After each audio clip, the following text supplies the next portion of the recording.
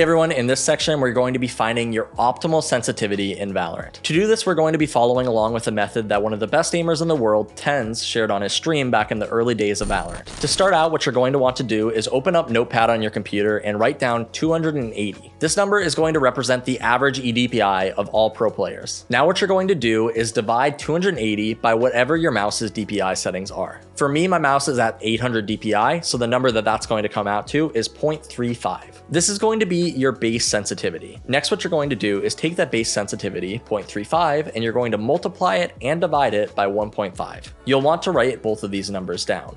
Once you've done this, you can continue.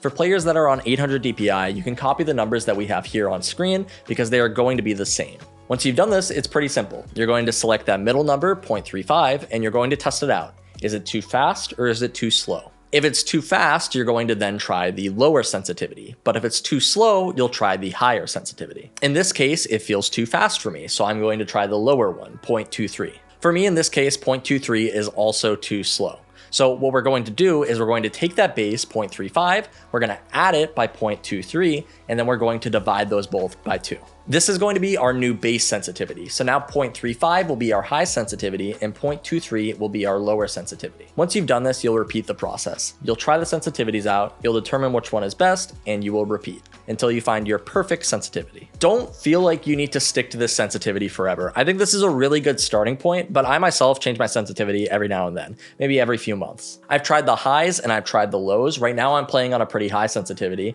but when I did this before, I got a pretty low sensitivity. So it's really all preference, and sometimes it just depends on what games you're playing. I've been playing a lot of World of Warcraft recently, so when I came back to Valorant, my sensitivities felt way too slow. So if you're playing a lot of games, you may want to find some sort of middle ground. Maybe you're playing a lot of Apex Legends and you want your sensitivity to be just a little bit higher so that when you're playing that game, you can do those 360s that you probably need to do.